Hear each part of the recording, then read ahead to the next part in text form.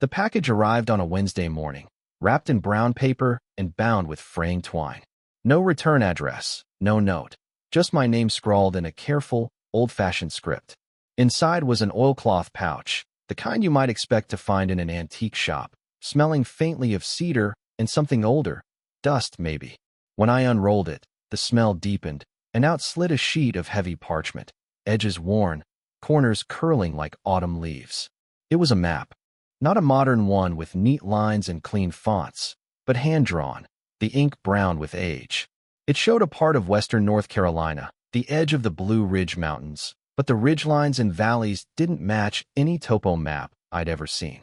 There were faint symbols scattered across the hills, circles, triangles, and something like an eye. Next to one of the symbols, in faded red ink, was a single word, shadows. I've been to enough strange places to know better than to ignore something like this. So 2 days later, I was winding my way up a back road that barely deserved the name, following the map and hoping my rental suspension would survive the trip. The last gas station I'd seen was 30 miles behind me. The road turned to gravel, then dirt, then something in between, just 2 ruts carved into the earth.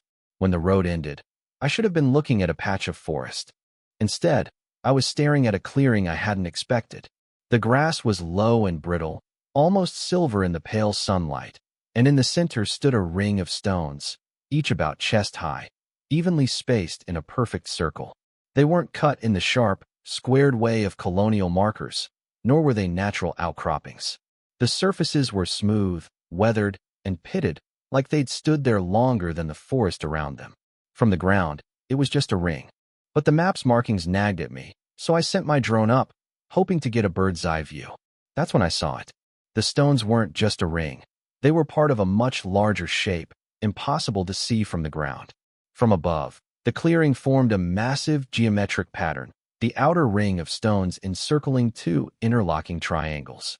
A perfect hexagram, etched into the earth at a scale that made no sense. The questions came fast. Who built this? When? And why here, in the middle of nowhere? Local history books, what few I could find in the nearest library, had nothing on it. The land wasn't part of any Civil War battlefield, no record of settlements, no known Native American burial ground. But when I started asking around in the nearest town, a place with 1 diner, 1 church, and more stray dogs than streetlights, people got quiet. One man, a retired surveyor, finally told me, "We don't go up there after dark. Not anymore." He wouldn't elaborate, but he kept glancing over my shoulder, like saying even that much was dangerous. A woman who ran the diner claimed her grandfather had talked about the place, said it was older than the oldest people, older than the Cherokee, even, called it the listening ground. When I asked what that meant, she said, "If you stand there at sunset in the summer, you can hear voices in the wind. Not loud, like they're far away, but they're speaking in a tongue no one knows." She shrugged, sliding my coffee across the counter. "Some folks say it's just the trees. Others, they've stopped trying to explain." That night, I camped just inside the tree line, close enough to see the stones in the moonlight. At first, it was just quiet. Mountain quiet, the kind that makes you notice your own heartbeat. But as the air cooled, I started hearing something faint, like a low murmur. I told myself it was the wind. I told myself a lot of things. I didn't sleep much. At dawn, I packed up, took one last look at the stones, and headed back down the rutted road. But when I unrolled the map again that night, I noticed something I'd missed before. The red ink marking the word shadows had bled slightly, revealing another faint line, one that connected this site to several others scattered across the map. Each had its own strange symbol. The circle of stones was just the beginning. The next mark on the parchment lay 2 counties west, where the foothills bunch up like knuckles and the roads thin into single lanes with grass down the middle. The symbol beside it wasn't a circle or a triangle this time. It looked like an ear, sketched in 3 quick strokes. I checked the legend I was building for myself in the margins of the map. Stones, eye, triangles, and now an ear. Listening ground, the diner woman had said. I packed a headlamp, spare batteries, a coil of rope, and more water than seemed necessary. For mountains, this part of North Carolina gets hot in a way that makes you feel slow and thoughtful, like the landscape wants to hold you still. Locals call the place Mason's Hollow. The word hollow here doesn't mean empty. It means a crease in the land where people used to salt meat, dry apples, and avoid the wind. Somewhere under that crease, the ground turns briny. Old farm maps show licks, damp spots where deer and elk once came to lap minerals from the earth. The deeper you dig, the saltier it gets, until the clay gives way to limestone, and the limestone gives way to rooms, cavities carved by water and time. I parked by a collapsed barn with a tin roof curled like a ribbon, then walked the last mile along a creek that smelled faintly of iron and something sharp, like tears or pennies. The cave entrance didn't announce itself. It was a slit through a shelf of limestone, just high enough to stoop. Inside, the air changed, cooler, thick with the taste of rock and mineral. My headlamp threw a narrow cone of light onto a floor striped with white crusts, the salt like frost preserved in July. Somewhere below, water dripped with metronome regularity. I took 3 steps and felt it, a gentle pressure in my ears, as if the cave were inhaling. I stood still to listen. At first it was the usual cave chorus, drips, distant trickles, a nervous moth skittering against stone. Then a softer texture joined, a thread laid across the sound, a whisper-thin resonance that seemed to start behind me and end in front of me, as though the cave were passing my breath along. I tested my voice. Hello. The echo didn't come back the way it should. The first return was quick and small, a darting version of my word. The second arrived half a second later, louder than the first, and not quite mine anymore. My syllables stretched and thinned, the vowel pulled like taffy. The third came later still, barely there, like someone learning my word and practicing it in another room. I'd read about whispering galleries, places where curved surfaces focus sound, cathedrals, old train stations. But this tunnel wasn't grand. It was narrow and kinked, with bends like a crooked arm. The effect felt wrong for the geometry, and that wrongness made the hair rise on my arms. A carbon-black smoke stain marked the ceiling a little farther in, the kind that takes years of small fires to build.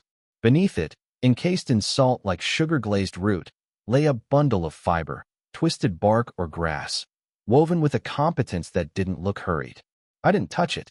Salt preserves like a jealous god, and the temptation to pry something loose is exactly how places like this are ruined. I photographed it with a scale card and a note to follow up with someone who knew more than I did. The camera's shutter clacked. The cave gave the sound back in 3 flavors: crisp, stretched, ghost. Farther on, the passage widened into a chamber with a ceiling that bellied up and a floor that tilted toward a shallow, oval pool. The water in it was so clear it looked solid. At its rim, crystals grew in fans, white as bone, delicate as lace. My light caught something set into the crust near the pool's far lip. Not a tool. Not natural, either. It was a palm-sized tile of wood, desiccated to the color of tea, pierced at one corner as if for a cord. Across its face, a set of incised lines crisscrossed in a tidy geometry, 2 triangles interlocked into a 6-pointed star. The same mark the stones had traced into the clearing from the air. I went very still. 100 explanations presented themselves, the best of them innocent, a relic from some Boy Scout expedition, a forgotten bit of folk art. The worst of them were exactly the kind of stories I tried to avoid telling myself underground. Either way, if I pulled it free, it would crumble. So I did the only sensible thing. I sat down on the slanted floor and listened. The longer you listen in a place like that, the more your brain starts trying to stitch pattern from noise. You hear footfalls that aren't there, names you didn't say, remaindered sentences that feel borrowed from your own thoughts. But if you resist the urge to grab at them, a different layer emerges. Not language, exactly, but cadence. The cave had a tempo. Not the drip, that's easy. Something beneath it, a slow cycling thrum that rose and fell on a period too long to be accidental. I checked my watch and started counting. The swell peaked every 45 seconds, retreated, and rose again, like a lung thick with stone. Mason's Hollow has stories. One of the older men at the general store told me that in 1975 a church group from town held a picnic on the slope above the cave. The kids dared each other to go in and talk to the salt. They came back quiet, like they knew something they didn't want to know. "We don't threaten children with the cave," the man said carefully. "And we don't go down there to prove we're brave. We just leave it be." A woman whose grandmother had grown up in the hollow called it a listening place. You can tell it things, and it'll keep them, she said, "but don't expect it to tell you anything back that you want to hear." I recorded 5 minutes of ambience with my field mic, then hummed a single note and swept up and down the scale. At 2 separate frequencies, the chamber bloomed.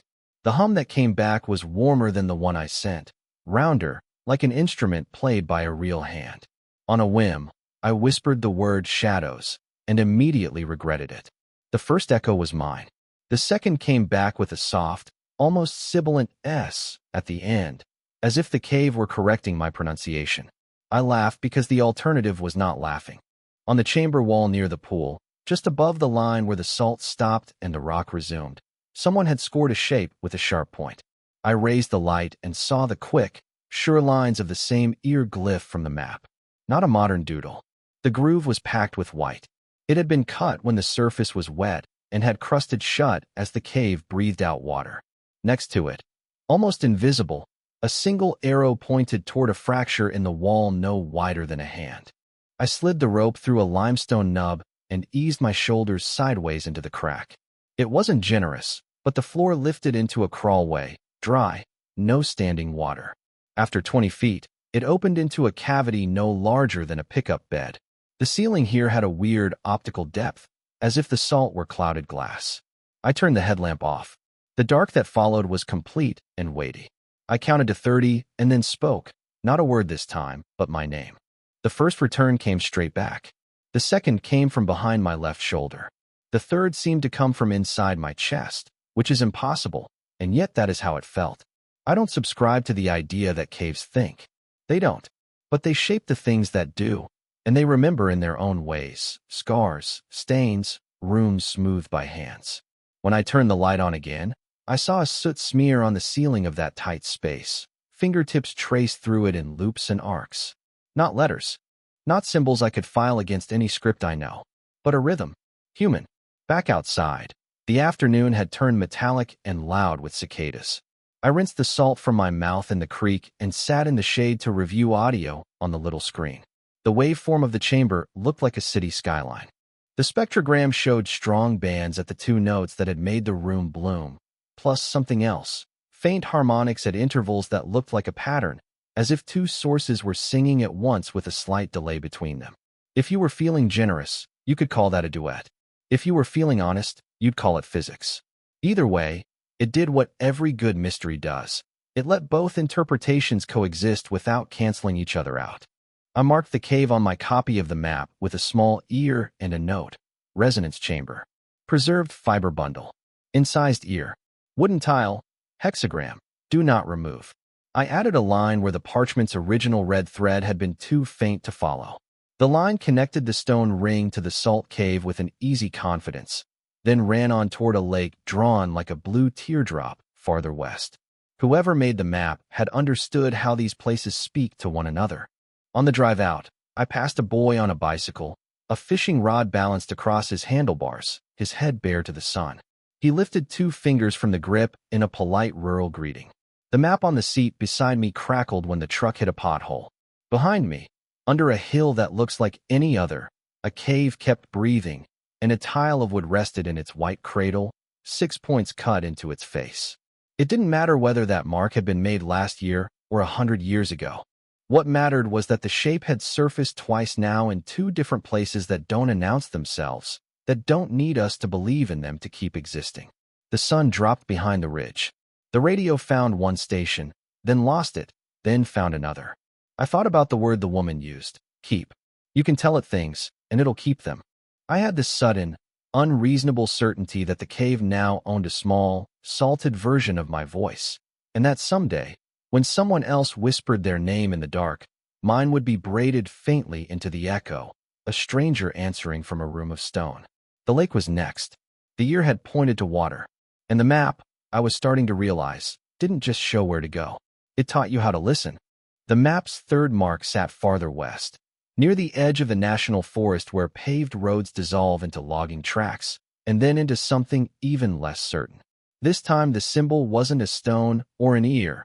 It was a teardrop, sketched in blue ink, so faint it looked like it had been diluted by the paper itself. The parchment was old, but the blue mark hadn't faded like the rest. It seemed deliberate. The spot lay in a shallow valley, ringed by ridges so evenly spaced they might have been the walls of an ancient amphitheater. The drive-in was long and empty, the kind where you start counting fence posts just to keep your mind from wandering too far. The road ended at a rusted gate with no sign. From there, it was a 2-mile hike down a slope tangled with laurel and hemlock. The first glimpse of the lake was unsettling, not because of what it was, but because of what it wasn't. The water lay flat, still, and wrong somehow, like glass stretched too tight. The shoreline was oddly bare, just a scalloped line of pale silt, no reeds, no driftwood. And it was silent. No frogs, no insects. Even the wind seemed to hold its breath. I checked my topo map against the parchment. The modern map listed this spot as dry hollow, seasonal water, fed only by rain. But according to my informants in town, the lake had been coming and going for generations. One year it would be here, deep enough to take a canoe. The next year it would be gone completely, leaving a cracked basin that grew nothing but brittle grass. I'd heard of disappearing lakes before. Karst terrain can drain water through underground channels. But here, the locals swore, it wasn't just water that vanished. Things left on the shore sometimes didn't come back. A man once lost his outboard motor here when the lake went down overnight.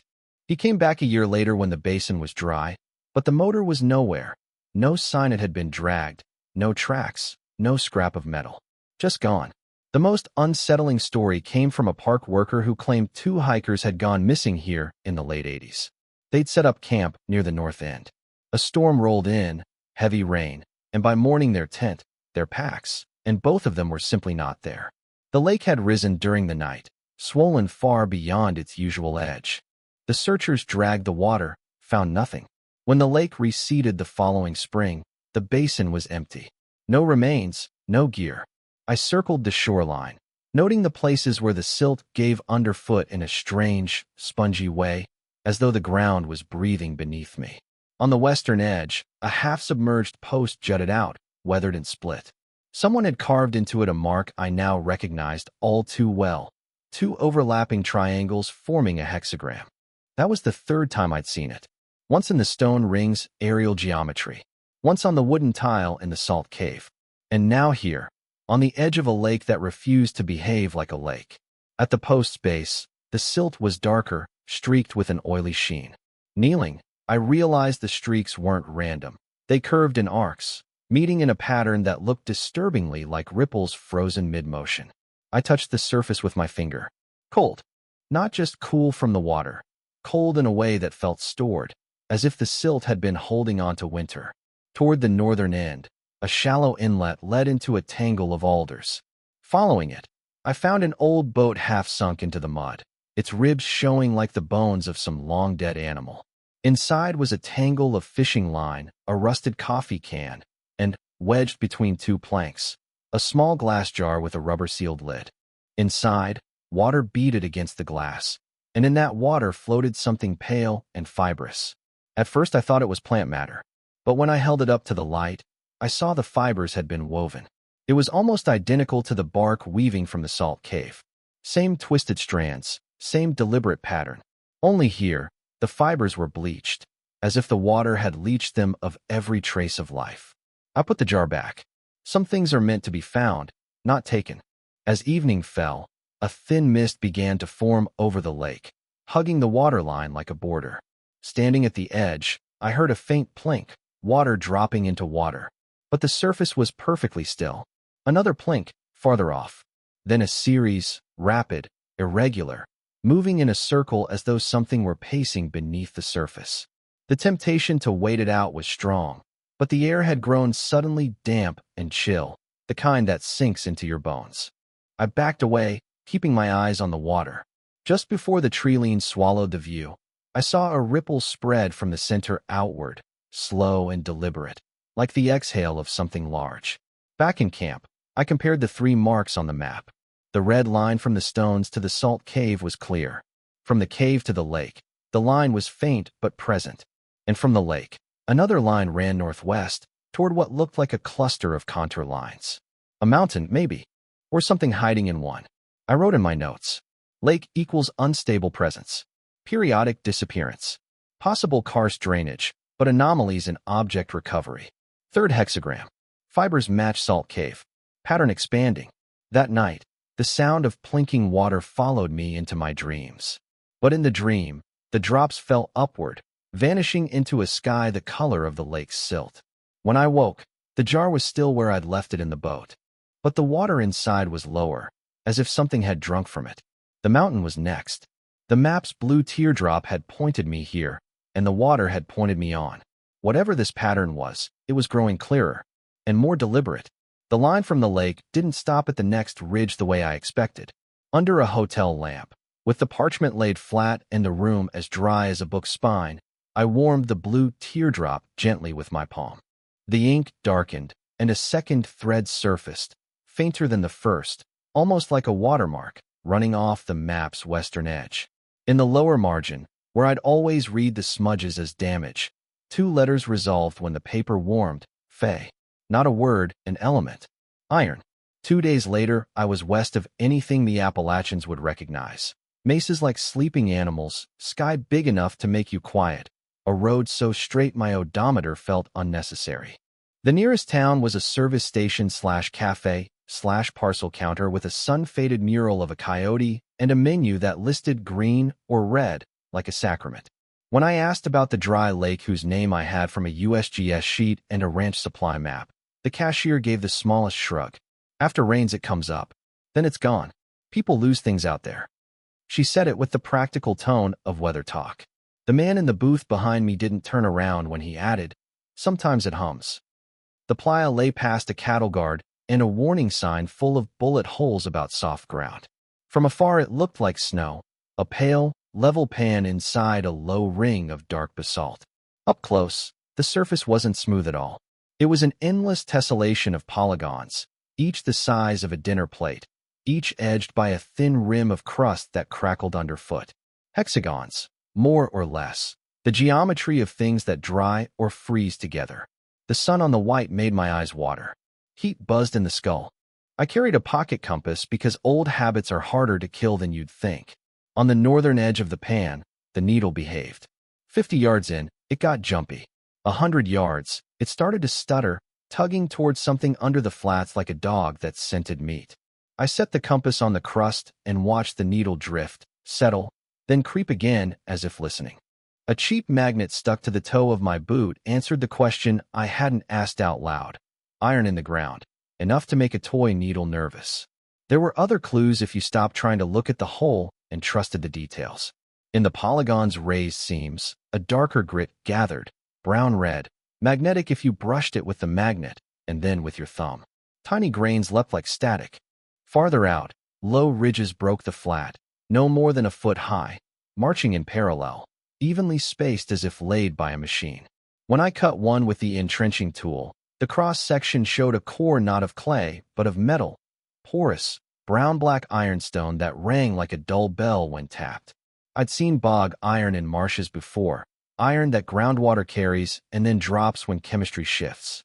But this was not a marsh. It was a desert plate that briefly became a lake and then returned to powder. The locals had a name for the ridges: costillas, ribs. La Costilla de Hierro, the iron rib, ran nearly a mile before losing itself in the glare. Every time the lake came and went, the ribs grew a little more, like a skeleton teaching itself how to stand. Halfway out, near a patch where the crust went from white to a pallid gray, the ribs gathered and crossed, 6 of them radiating from a single, shallow sink no bigger than a kiddie pool. From my level, it was just an odd junction. From 40 feet up, my drone whining against the big sky, the pattern was unambiguous. 6 spokes set into the plate like the spokes of a wheel, the same geometry that keeps finding me. Not perfect, never perfect, but clear enough to make my stomach go cold in the heat. The drone's camera caught something else, a scatter of dark points along one spoke, too regular to be chance. On the ground, they proved to be little knuckles of ironstone, each with a single hole bored or formed through its center the size of a pencil. Natural? Maybe. Water does stranger work when it has time. But I've learned to note the difference between what is possible and what is likely. I photographed each, logged coordinates, marked one with a flag for a future I doubted I'd have the right to claim. Wind came up in a thin sheet, and the playa began to speak. Not loud. Not even a tone you could hum back to, but a low, steady groan at the edge of hearing, like a big cat purring in another room. The ribs carried it. When I set my palm against one, I felt the smallest tremor, the surface telling my bones the story the air couldn't quite manage. At the ribs cross, the sound thickened. I stood there long enough to forget I was standing, and then longer, because moving felt like it would break something I couldn't fix. There are stories here too, if you ask without a microphone. Back at the station, the man from the booth told me about a rancher who lost a gate out on the flats during a monsoon season. The whole assembly, posts, wire, hinges, swallowed by a night's worth of rising brown water. He went back when the lake receded. No posts, no twisted wire, just a clean white plate, and, near the middle, 6 ridges pointing like a hand. A lineman swore his truck's radio went to static whenever he crossed the pan, then came back ghosting a station from 2 counties over. A retired teacher said that in the 1960s a group of kids made compass roses in shop class and brought them out here on a field trip. Their needles spun until the chaperones laughed too loud and called it a malfunction. No one filed reports. No one called it paranormal. Nobody needed to. I brought a hand magnetometer, a phone app piggybacked on a cheap sensor, because sometimes clumsy tools are enough. Even with sun glare, the map lit up in false color. Calm blues at the edges, oranges and reds along the ribs, and at the 6-spoke hub a pulse, a rhythmic uptick every few seconds, as if something beneath the surface were changing its mind about how magnetic it wanted to be. Heat shimmer, I told myself. Battery noise. Wishful thinking. Maybe all 3. On the playa's western margin where basalt meets crust, a sheet of rusted metal lay half-buried like a fallen sign. When I brushed the salt away, letters came up in relief, eaten to ghosts by time. M.T. And below them a symbol that didn't care what century had touched it. 2 triangles interlocked, shallowly incised, their points softened by 1,000 dry winds. A ranch brand? A surveyor's mark? An artifact from a science project nobody remembered? Any answer would do as long as it explained away the one thing that kept repeating. That someone, sometime, cared enough about this geometry to put it in places far from each other, in materials that shouldn't keep company. I didn't take the plate. This desert keeps what it wants. The hem of my pants had turned white with salt. My skin tasted like a battery. On the walk back, the wind shivered across the plate, and the low sound followed me to the truck, thinning with distance until the engine swallowed it. That night in a motel that smelled faintly of dust and evergreen cleaner, I spread the parchment and traced, with the tip of a blunt pencil, the route my days had taken. Stones in a Carolina clearing, a cave that listened, a lake that arrived and left like weather, and now a field of iron ribs singing to nobody. The faint line that had appeared when I warmed the paper ran through them like a stitch. Past the desert mark, the line bent north toward a basin cut into the map's edge with a tiny notation in the same faded hand as fall line. Not a meteor's fall, the boundary where rivers change their mind. A tilt, a place where things begin to slide.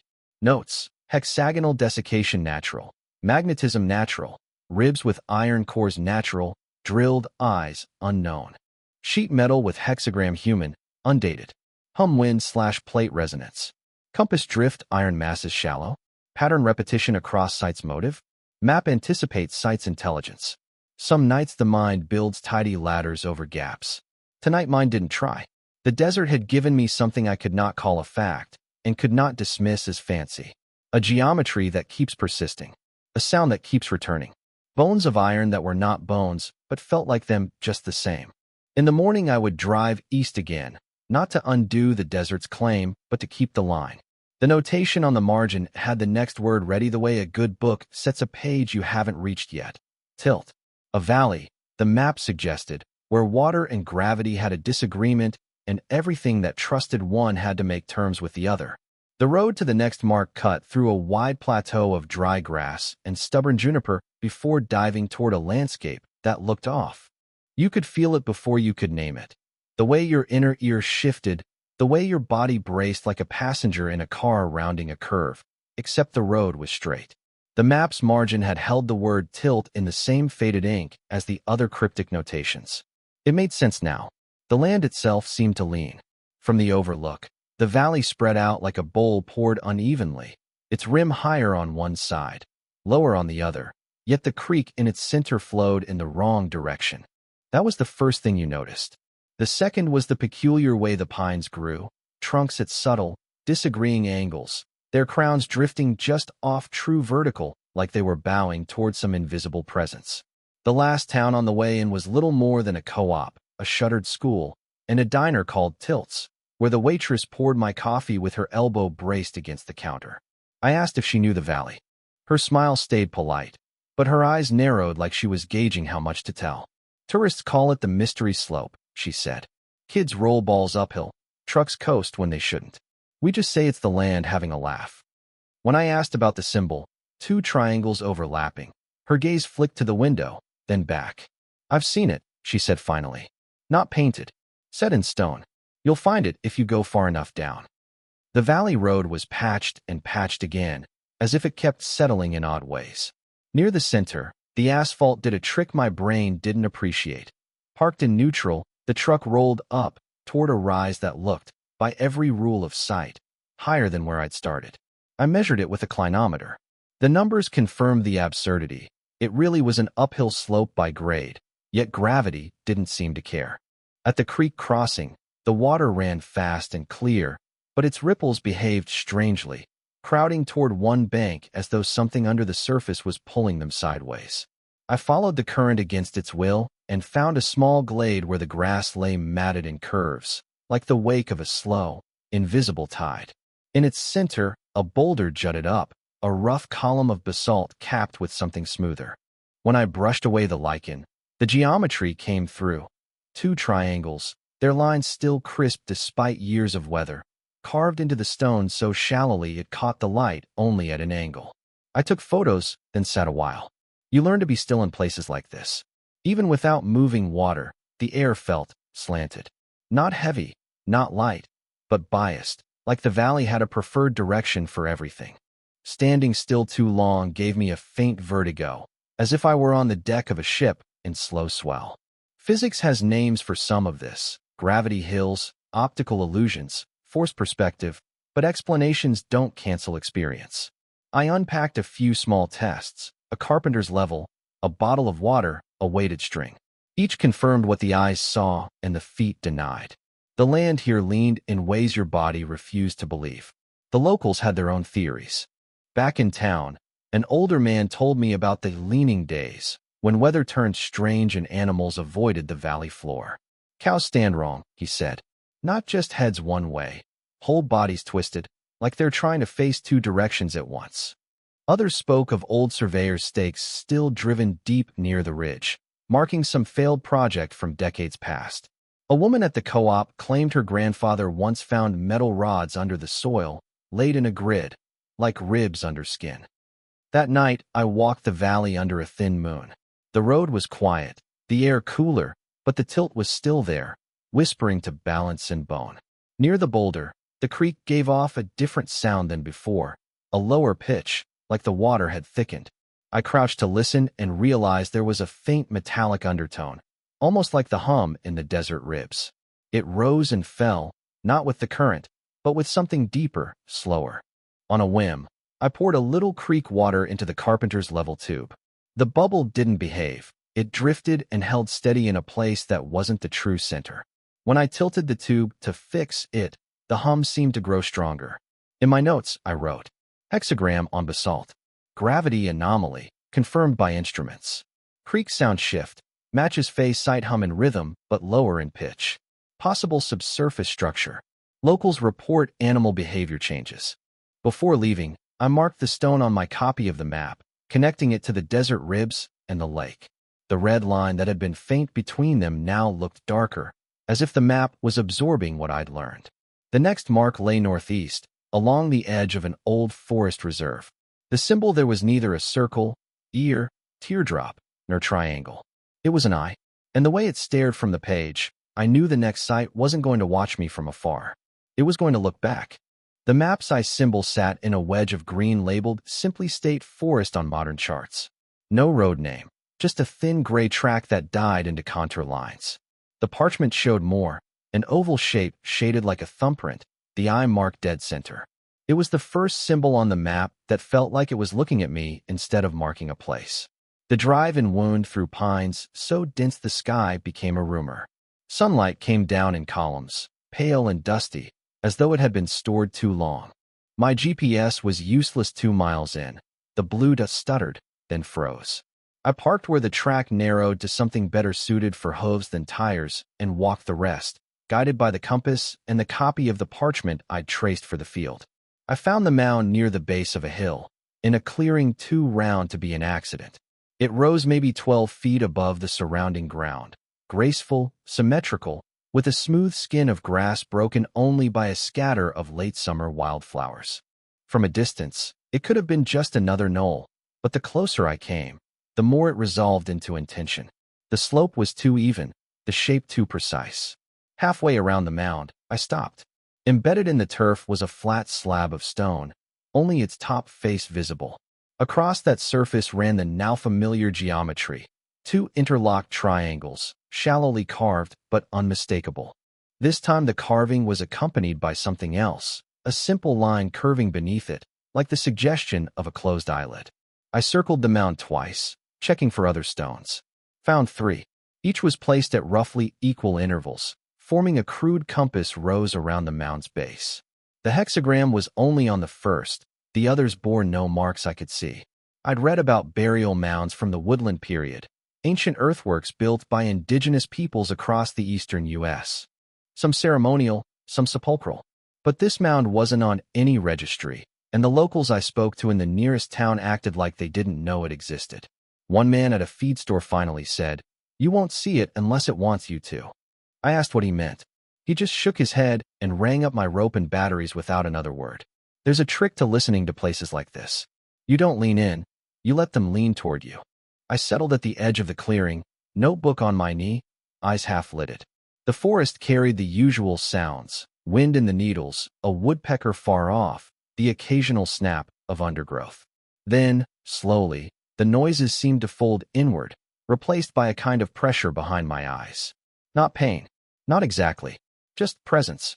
I don't know how long I sat before I noticed it. The way the mound's slope caught the last light of the day.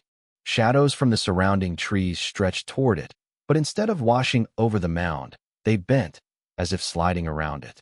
In that shallow gold, the grass seemed to ripple, not from wind, but from something beneath, a slow pulse that matched my heartbeat until it didn't.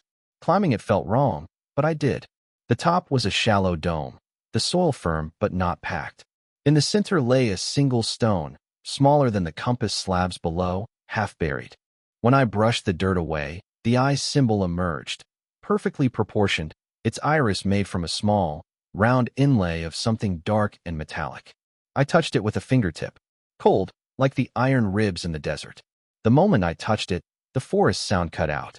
No birds, no wind, just a soft hiss, as though the mound had drawn in a breath and was holding it. I stepped back, the hair on my arms rising. When the wind returned, it came from the wrong direction, uphill, into my face. Back on the ground, I walked a slow circle until I stood directly opposite the marked slab. From that angle, with the sun just kissing the horizon, I saw it. The eye wasn't just a carving. The mound's entire shape formed a lid. The compass stones the corners, the top stone the pupil. From above, drone footage later confirmed, it was a giant stylized eye staring out of the forest floor. In my notes, I wrote, "Unregistered burial mound. Precise geometry. For perimeter stones, only one marked. Top stone with inset metal pupil, magnetic. Shadow avoidance at sunset. Possible intentional design for aerial view." The map's red line left the mound and hooked west toward a symbol I hadn't seen before, a jagged mark like a broken mast. It sat in a range of low mountains a day's drive away. As I packed up, I glanced back. The last light pooled in the mound's center, glinting off the metallic pupil. For an instant, it looked like it reflected me standing there, smaller than I was, framed by grass and shadow. Then the light died, and I was alone again. The mountains were next. And if the map's symbol was any clue, whatever waited there had fallen from somewhere it didn't belong. The jagged mark on the map could have been anything. A broken tree, a lightning strike, even careless ink. But the longer I studied it, the more it reminded me of a mast snapped mid-storm. It sat in a cluster of low mountains where the ridgelines run like ribs under skin. There's no open water for 100 miles in any direction, which made the locals' name for the place all the stranger, Mariner's Rest. The approach was narrow switchbacks through hardwoods and exposed granite. From the last rise, the valley beyond looked ordinary, forested slopes folding into each other, a few rocky clearings. But then the light caught on something pale and curved on the far ridge. Through binoculars, it resolved into a line of timbers half buried in scree. Not fence posts, not cut lumber stacked by hikers. These were old, weathered beams, their grains swollen and split the way with swells and salt water. The climb to them was a scramble, hands and knees on loose rock. Up close, the strangeness deepened. Each beam had mortise holes and joinery marks I'd seen before only in maritime museums, shouldered tenons, scarf joints pinned with hardwood pegs. The kind of carpentry used to hold a hull together against waves. One beam still held a fragment of copper sheathing along its edge, greened by time. I scraped it gently with my knife. Beneath the patina, the metal was smooth, almost soft. That's when I found it, the carving. Faint, worn by centuries, but still legible if you traced it with your fingers. Two interlocking triangles, shallow but deliberate, just above the waterline the timber must have once known. The obvious question, how does a ship end up in a mountain, has obvious answers if you ask geologists. The world's seas have risen and fallen many times. Rivers have shifted. Cataclysm can strand anything anywhere. But the dates don't match here. The copper sheathing mint post 1700s, long after any inland sea retreated from this part of the country. And no map shows a navigable river anywhere near the ridge, not even in flood. In town, I bought coffee for the owner of the hardware store and asked him about the ship. He didn't laugh. My grandfather called it La Nave Perdita, he said. Said it came in a storm that wasn't weather. Loud, bright, and over fast. Folks who went to look said the ground steamed. They found the wreck the next day, higher than the tallest tree. I asked if he believed it. He shrugged. I believe the wood is there. I believe no one has been able to move it. And I believe it wasn't built here. Back at the site, I followed the scattered timbers uphill, as if whatever brought the ship here had torn it apart on impact. Near the crest, the pieces thinned out until there was only rock, smooth, pale granite scoured in a wide oval, edges slightly raised. The shape reminded me of a keel's belly mark in a dry dock. The air here had that same strange quality as the tilted valley, a subtle bias, like my balance had been nudged half a degree sideways. Among the rocks, I found something out of place, a rusted iron ringbolt set into a block of granite, its shank deep in a drilled hole. Around its base, someone had hammered wedges of lead to seal it. The metal was pitted, but the ring still turned freely, as if whatever it had once held had been untied only yesterday. When I packed up the drone to get aerial shots, the topography revealed another detail. The scattered timbers formed a curve that matched the hexagram's outer edges. Not perfect, but too close to be accident. And in the very center of that implied shape, where no timber remained, the granite had been blackened in a pattern I'd seen only in photographs of lightning strikes on stone, branching, dendritic scars radiating out from a single point. My notes from that night. Ship timbers with maritime joinery and copper sheathing, post 1700s. Altitude and location preclude natural water transport. Local legend of storm without weather. Ringbolt embedded in granite, unknown purpose. Timbers loosely aligned to hexagram perimeter. Central granite scarring suggests high-energy discharge. The red line on my map left the mountains sharply to the north, terminating in a swath of deep green labeled protected old growth. The symbol there was a root, drawn with curling lines like veins under skin. If the mast mark had brought me to a ship that didn't belong, I had a feeling the roots would take me to something buried that never should have been unearthed. The root symbol sat in the deepest green on the map, an area the modern charts labeled simply Old Growth Reserve. It wasn't marked as a park. No trails, no amenities, no scenic pullouts. Just a locked service gate on a logging road with a sign that said authorized vehicles only. I parked beyond sight of the gate and walked in with my pack and recorder, following the thin black line of the road until it bent toward the contour lines that rose like stacked waves. You know the air has changed when even your breath sounds smaller. The first of the giants appeared just past the bend. Redwoods so wide they seemed more like walls than trees, their bark furrowed deep enough to swallow your hand. Light in here was thick, green-brown, the forest floor a layered silence of needles and centuries. The map's root symbol matched the way these trees lived, most of their mass underground, tangled and shared. But the parchment had placed the mark on a ridge spine, and ridges aren't where redwoods are usually tallest. I climbed slowly, the duff muffling my steps, until the slope flattened into a broad saddle between two massive trunks that had long ago merged at the base. There, at the seam where their roots twisted together, was a hole, just wide enough for a person to slip into if they were willing to get dirty. The air from it was cooler, damp, and carried a smell that didn't belong to forest or rot. More mineral, like stone that had never seen the sun. I lowered myself in. The first few feet were cramped, roots crossing overhead like ribs. Then the space widened into a low tunnel. My headlamp caught the weave of fine roots dangling like hair, and, behind them, walls of compacted soil streaked with pale bands. A faint sound reached me, too steady to be water, like the susurrus you hear in a shell held to your ear, except it was coming from ahead. The tunnel bent twice, then opened into a cavity the size of a small room. In the center, roots hung in a thick curtain from the ceiling to the floor. They'd grown around something hard and angular, their fibers gripping it like a cage. Brushing soil away revealed a surface not of wood or stone, but something denser, dark, smooth, and etched with shallow grooves.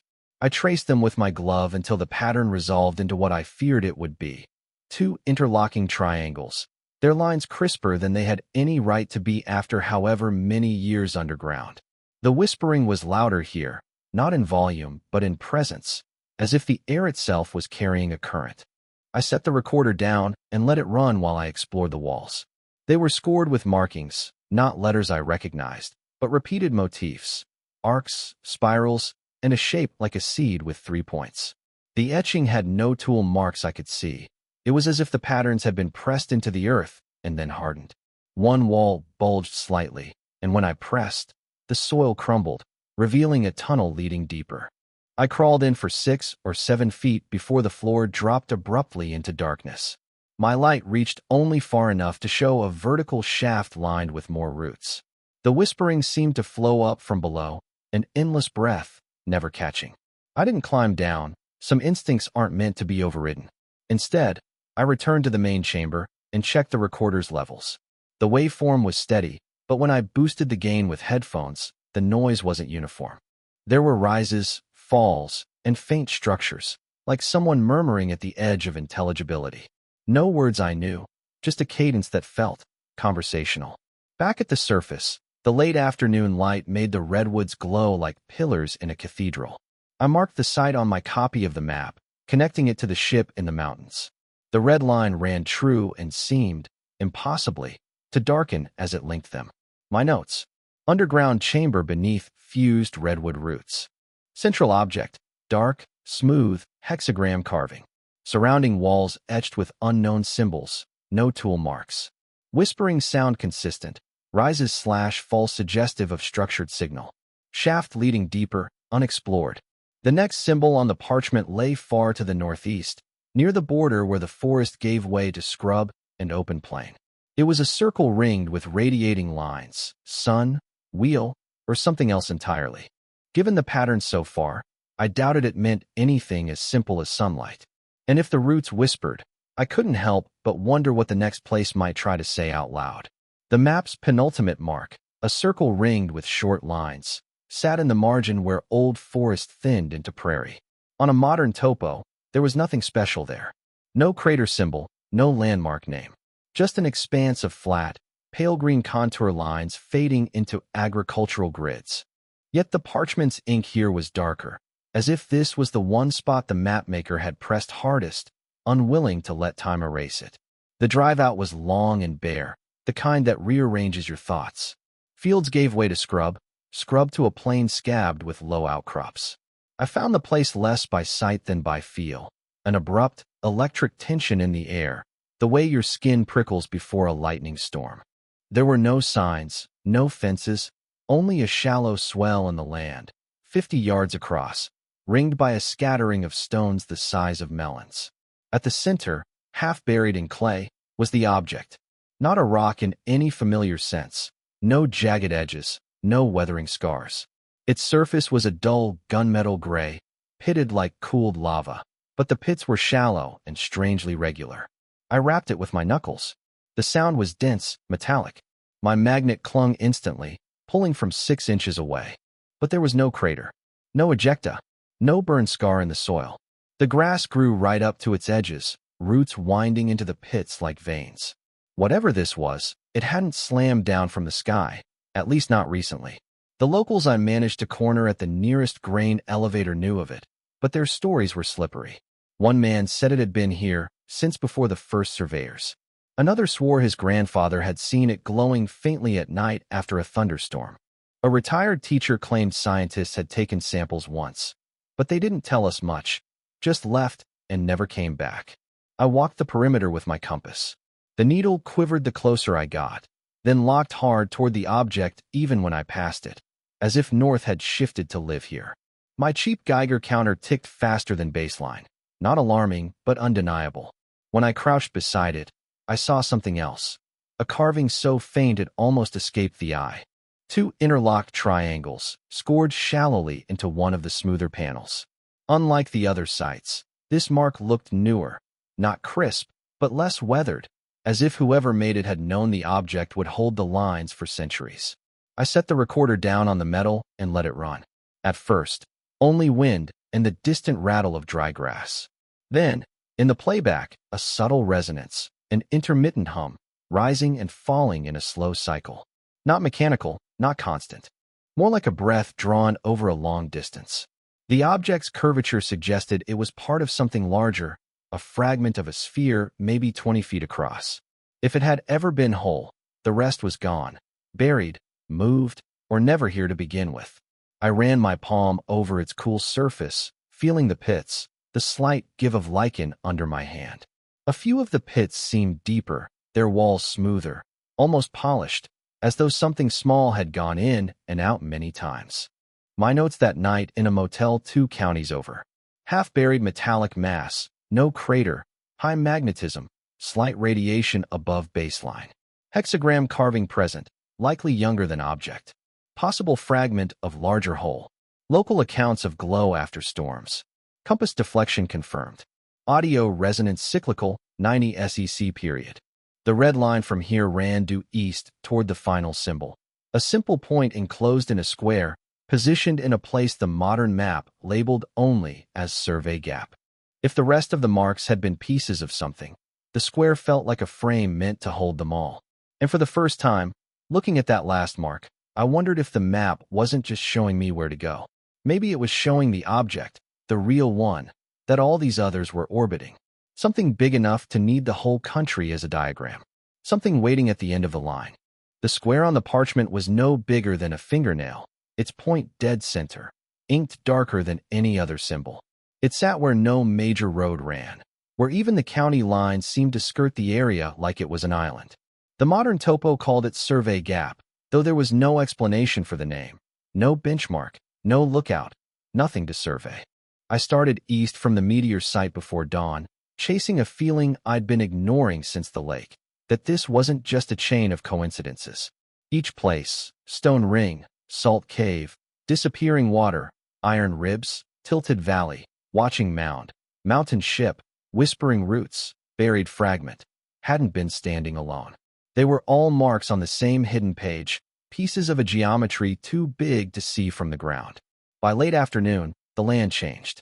The highway bled into Tulane, then gravel, then a dirt road so narrow the juniper branches brushed both mirrors. The GPS signal died in a flat, gray void. The compass needle jittered and swayed. I pulled over when the road ended in a rusted gate choked with weeds. Beyond it, the ground fell away into a shallow basin ringed by low hills.